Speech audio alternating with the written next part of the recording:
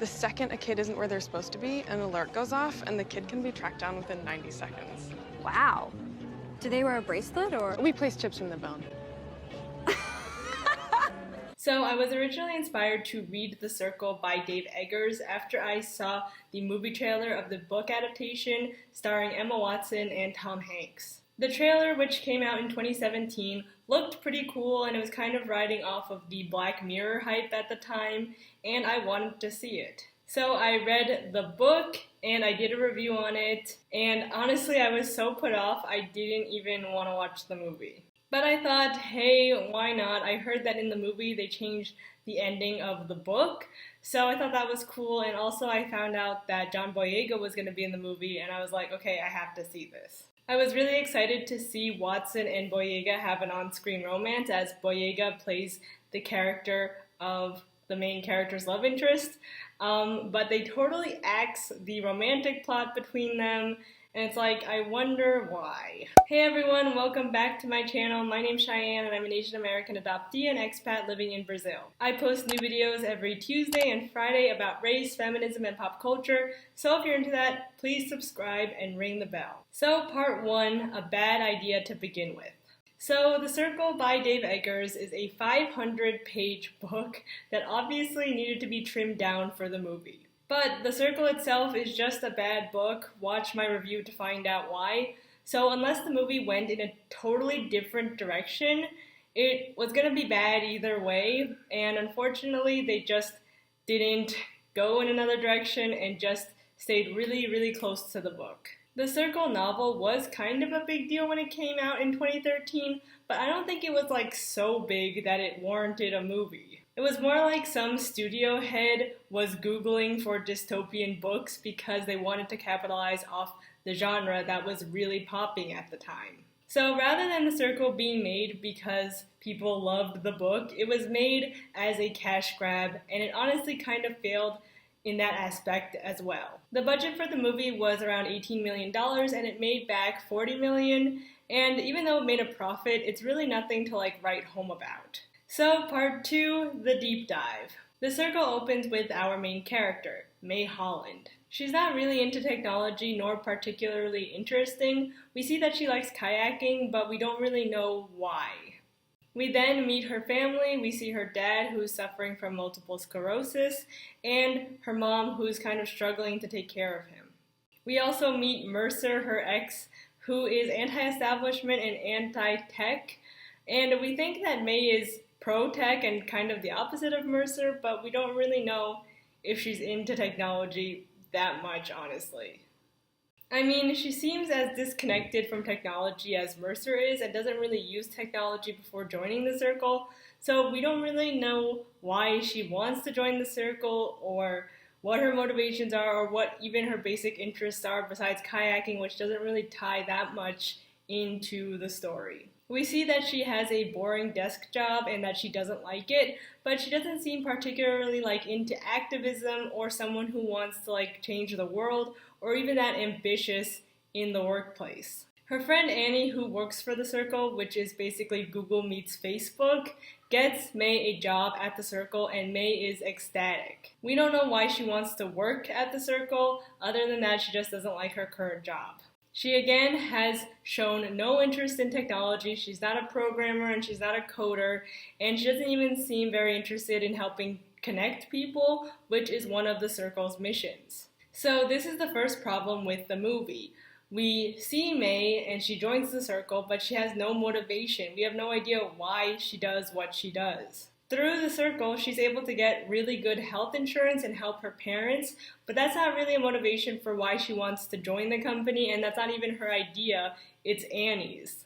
May is only proactive a few times in the movie, and just like in the book, it makes her very boring. So May starts working at the Circle, and we see that it is a very thinly veiled allegory for communism. Note the red C badges they have to wear, their synchronized chants, and how they worship their cult leader. But the Circle is also filled with a bunch of SJWs who think that they're changing the world through invasive technology. May is great at her job in customer service, But she is then accosted by two employees who tell her that she needs to be more active on social media in order to boost her party rank or participation rank. Why they didn't show that May was already into social media before starting her job at the Circle to at least show that she's somewhat interested in technology, I don't know. What's even more baffling is that in the movie, Mercer tells her before she works at the Circle that she's always online and on her phone, and it's like, we never see that or get that impression of her. But we should make a plan. I'll send you a text. Or we could do that now since we're both here. Anyway, we get a really contrived scene here where one of the employees is really offended because May didn't join any kayaking groups online or didn't invite him kayaking. And it's like, who does this? With who? Nobody. Just on my own. I kayak. We could have kayaked together. Nothing on your profile about kayaking. No smiles, no ratings, no posts. Like, no one acts like that, and this brings me to the second problem with the movie, is that nobody acts like a person. And I know it's supposed to be semi-satirical, so, you do need to withhold your suspension of disbelief, but at the same time, like, it kind of falls flat because they're satirizing SJWs without doing any research into what, like, SJWs actually do, want, or are. And the characters in the movie are made even worse due to the fact that their acting is extremely rigid and stiff. Not only does Emma Watson's face barely change throughout the entire movie, Mercer delivers his lines in a very constrained and awkward way. Hey, Hey. Hey. are you okay? No, I'm really not okay. Why didn't you call? Send a text. Because I wanted to see you in person. I wanted to look you in the eyes. His delivery is just horrible, but it's not his fault necessarily because the lines that he's made to say come out of freaking nowhere most of the time. Like after May posts a photo of one of Mercer's deer antler chandeliers that he makes, he goes to her workplace and tells her that he's been getting death threats and has been called a deer murderer. Good stuff going on. They started calling me a deer killer. And then there's a campaign to shut me down. I wasn't even online. I was working. And when I checked my email, there were death threats. And not only is this entire encounter filmed from like a distance, so we can't even see their faces or see their facial expressions, no one gets canceled for making deer antler chandeliers. I think most people know that deer antlers like grow back, but because this movie and also the book hates SJWs, we get this terrible plot contrivance and commentary about cancel culture. And, it was really nonsensical in the book, and it's only made even more nonsensical here. Like, we get it, Eggers, you hate millennials. Can we move on now? But I do have to admit that this scene is so bad, it's almost funny. Why don't you go kill some more deer, Mercer? I never killed any deer. I don't kill deer. One of the biggest messages of this movie is that liberal activism online is stupid, which honestly is so mind-boggling to me because they clearly are trying to pander to a millennial and young audience as seen with the casting choices, but they also clearly just hate the audience that they're preaching to. Like, there's one scene later on in the movie after May starts to live stream her life 24/7 where she says that we gave this one bad government guy 1 million down votes or dislikes and how that's gonna change government policy. And it's like, no one on the right nor the left thinks that giving dislikes or downvotes to someone is going to actually change anything. We have sent 180 million frowns from the US alone. You can bet that's going to have an effect on the regime. Like, who on the left actually thinks that giving a downvote to something on Facebook is activism? Like, come on. And this honestly speaks to, like, the people behind the scenes of this movie because you cannot give an individual downvotes or dislikes. I mean, I guess you can rate them if they're, like, an Uber driver or someone, but, like, we never see that. We just hear that it happened, so we don't know, like, what this rating policy is. I don't know, like, you can't give an individual downvotes on social media, but she says that we gave this one guy 1 million downvotes, and it's like, that's impossible. And what's even more ironic is that even though the movie clearly, like I said, hates SJWs and thinks that they're all snowflakes, they clearly do care because they changed the race of Ty's character from white to black to be more woke, as Eggers' book is only filled with white people, except there are some like Indians and East Asian people because tech. But of course, that's not to say that Boyega only got this role because he's black. He actually got this role because he's a great actor and he's super talented, and honestly the only actor in this movie with any sense of stage presence besides Tom Hanks. But it's also not lost on me that in a book populated with almost all white people, that the people behind the movie wanted to diversify a little bit and knew about the Representation Matters movement, and were like, we need to get more people of color in this movie to get, that Black Mirror crowd interested and those millennial Star Wars fans. But anyway, after Mercer confronts May about the Deer Chandelier canceling and saying to her that he can't live in this world that she's building. I can't be a part of this world that you're creating. She's a customer service rep who's only been here for a week, but okay. We are introduced to Sea Change by none other than America's funny uncle, Tom Hanks. So Hanks is the cool guy CEO that the Circlers, yes, that's what they call themselves, worship. He introduces them to Sea Change, which are these microscopic cameras that he's put all over the world. And he's done this to try to stop crime. And not just petty theft either, but real crimes against humanity. And this is where the online activism is bad message really starts to get hammered in. He talks about how with these cameras, we don't need to have our phones and film people doing bad things. Now we can watch it live 24/7. And it's like, what is the point of this? It's a good thing that we have cameras on us in order to record when people are being racist or are hurting marginalized groups of people. Usually the people who are doing the filming are doing it in order to help them survive an altercation and also have evidence that this situation happened to maybe try to help themselves in court. Not that that really helps anyway because the court systems are so fucked up, which of course the Circle never mentions, by the way, probably because it would ruin their entire argument of filming people doing bad stuff is bad theme. There is pushback against the Circle by some politicians who come out and say that the Circle is a monopoly, but of course they're swiftly canceled by the Circle, who have found something in their past and dug it up for the public to know, as if that really cancels anyone. A new senator is then brought in, and they are pro-Circle, and they decide that they're going to live stream their lives 24/7 and go fully transparent. This kind of concerns May, but overall she's not too worried about it. Later that night, May meets a character at a party who is working on a project called Child Track, whose goal is to put GPS tracking devices into children's bones. May bursts out laughing because she thinks that it's a joke, and it's honestly the stupidest idea that probably anyone has ever heard of. But of course, the employee is offended because she's an SJW activist, and then she goes on this rant about how well this device will stop kidnappings and child abuse.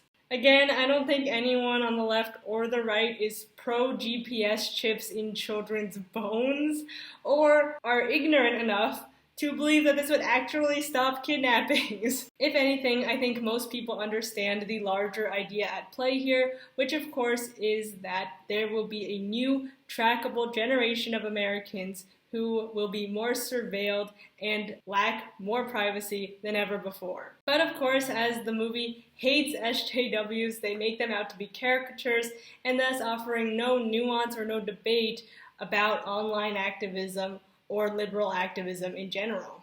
They also need to paint the employees at the Circle this way in order to show us, the audience, that the Circle is bad, and therefore Google is bad. And it's like, yeah, I think that we know that Google is bad. Their slogan for a long time was, "Don't be evil."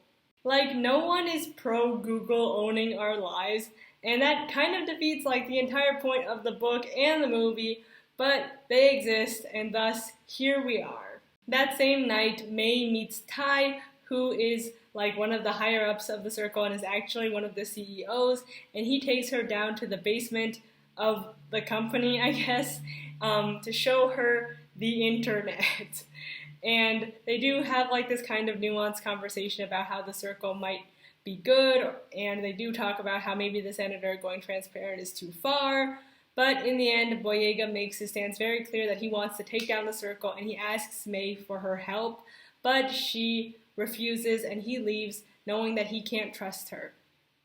The romance between them is cut out of the movie entirely, and again, I wonder why. Oh, and actually, I need to correct something. It's actually after the sea change presentation that Mercer comes to May's workplace and tells her, A, about the chandelier canceling, and also that he can't live in this world that she's building, and C, that he and her, I guess, used to go on adventures together, and we used to be in the real world.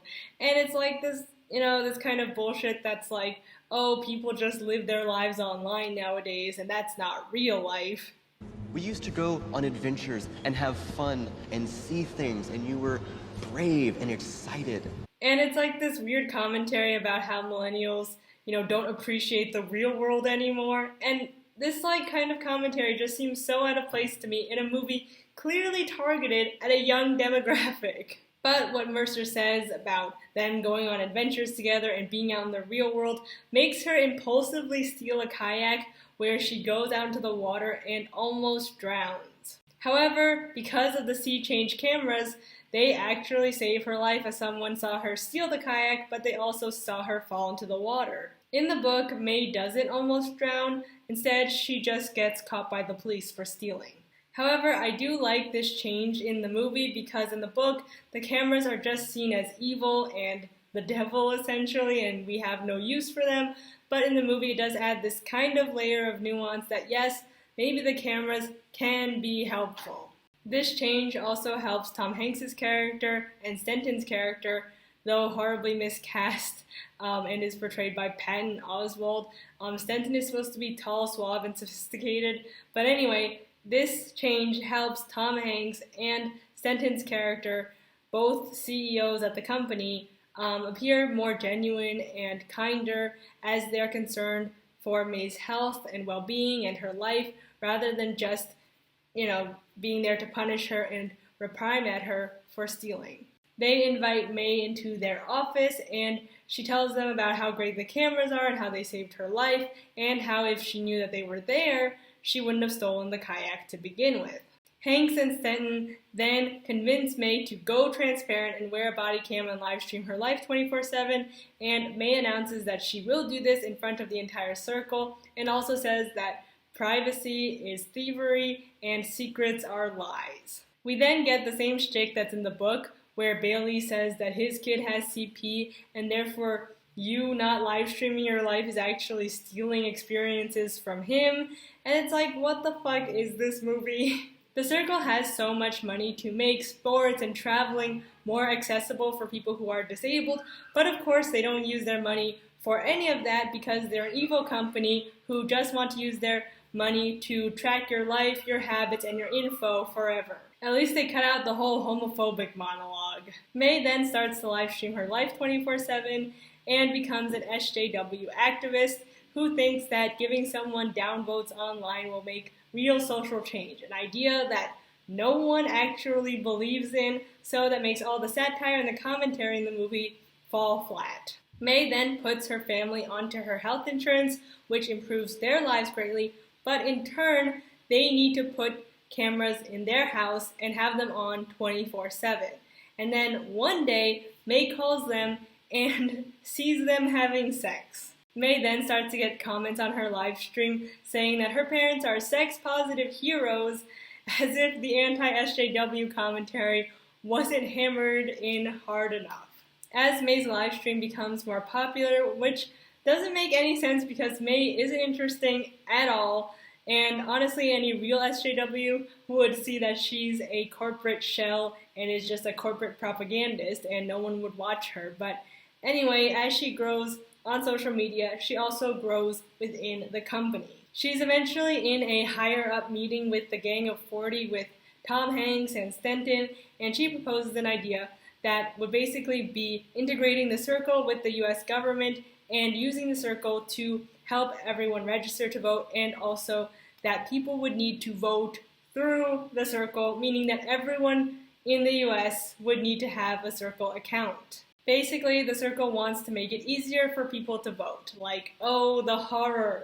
I honestly find this big evil plan like so funny and hilarious, and even when May proposes it, like her colleagues start to laugh at her, and even Annie, who's been slowly dying inside because of being overworked, she comes out and challenges May and says, well, how will you do that? May says that of course there's going to be some pushback at first, but that everyone must be heard. And yeah, this is, again, more anti-SJW commentary. You know, this everyone must be heard is used a lot, and also words like accountability, as if accountability is bad. What real SJWs want is accountability for those in power, and that doesn't mean wearing body cams 24/7, because those don't even work anyway, and it's been proven that they don't work and that no one would ever even in their right mind wear them. But anyway, what real SJWs want is to reform the judiciary system, to abolish the police and prisons, and to give to people who are at the bottom. But of course, in the world of the circle, accountability and hearing everyone means cancel culture and canceling people who make deer antler chandeliers. Later, we get introduced to Soul Search, which is this technology that helps to track down people who have escaped the justice system. They track down one woman in less than 10 minutes, and this woman actually killed her children. Anyway, they arrest her. They of course never show us how this technology works or how they were able to find her. They just tell us that these things exist and we're supposed to just go along with it. The bloodthirsty crowd then cries out for May to find Mercer because we must cancel him because he makes deer antler chandeliers, and also because he wants to live away from the circle and off the grid. I think that this could have been interesting commentary, like an angry mob and cancel culture, and yeah, that's talked about a lot, and bandwagoning and just jumping on because it's fun and a blood sport, but no one actually I don't know, we've had so many conversations about cancel culture and how it's bad and how it doesn't exist and what it's for and what it's not for, and call-out culture and all of this other stuff. We already know about it, and 3 years later, it just seems so random and ignorant and, you know, honestly just very devoid of any real commentary, in my opinion. I do know that there was one Black Mirror episode, I think it's called White Bear, about cancel culture, that also came out a few years ago. I don't know if that handles this kind of topic better, but let me know what you think in the comments down below. Anyway, Mercer is then tracked down by an angry mob of drones and people with their cell phones,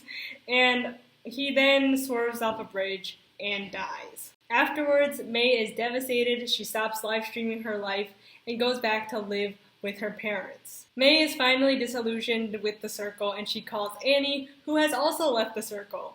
For a company that just murdered someone, it does seem pretty easy to leave, doesn't it? They bond over video chat and talk about how good it feels to be away from technology and the fakeness of it all, and to talk out in the open without being recorded. Anyway, you know, they just keep hammering away at that message, but anyway, May then calls Ty, again played by John Boyega, and she says that she's going to help him take down the circle. So May goes back to the circle and starts live streaming her life again, and then at their next meeting with all of the circlers, May reveals that Stenton and Tom Hanks' character will be live streaming their own lives and going transparent, and shares all of their private emails and documents with all of the circlers. And after this, Tom Hanks whispers, "We're so fucked." Then the crowd, who are honestly so easy to sway. Anyway, the crowd follows May out into the light, and that's kind of the end of the movie. In the movie, they make May out to be a hero rather than a villain like she is in the book. but her and Ty's plan doesn't really work out in the end because in the last scene of the movie we see May kayaking, but she's also surrounded by drones. And honestly, like, their plan wasn't really that good, and like, why would their plan even work anyway?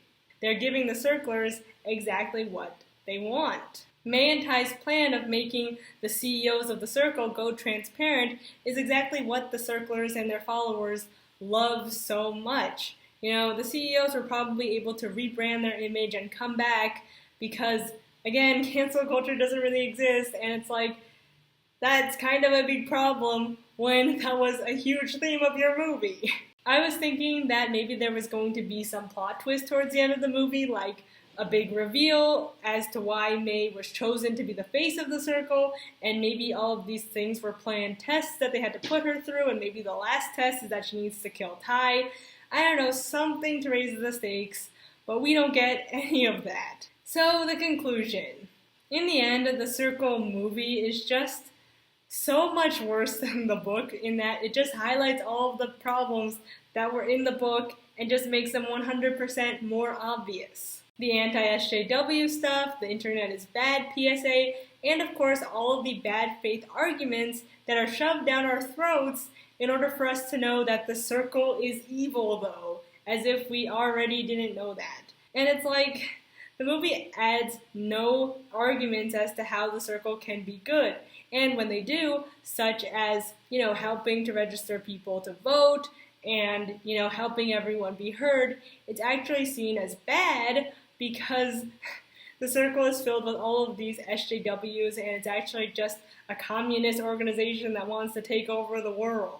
The Circle is such a bad movie, but it's also kind of funny, like just how bad it is. The pacing is ridiculous, the camera angles that they choose are baffling, and the acting is so stiff and rigid, specifically Watson's and Mercer's, that it just has to be seen to be believed. But unfortunately, it's not a movie that's so bad it's good, because it wants to be so deep and like it has this really big thing that they want to say, but what they have to say is so ignorant that it just makes the movie very frustrating and irritating to watch. The Circle movie adaptation just really didn't stand a chance, as what it's based on, the book, is just so, again, devoid of anything interesting or nuanced.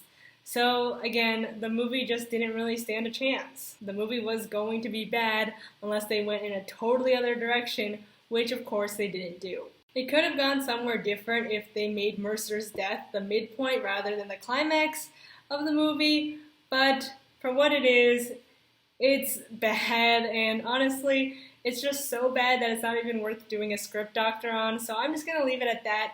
If you want to watch the movie, go watch it and let me know what you think, and if you've read the book or have already seen the movie, let me know what you thought of them in the comments down below. So that's it for the video. If you liked it, please give it a like, leave a comment, share it with someone, and of course subscribe and ring the bell to be notified every time I post a new video. And if you're new here, I post new videos every Tuesday and Friday, and my next video is going to be about my favorite Christmas movies.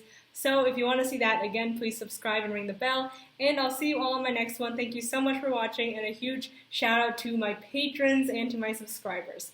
Thank you so much. You make my day every day, and I'll see you all in the next one.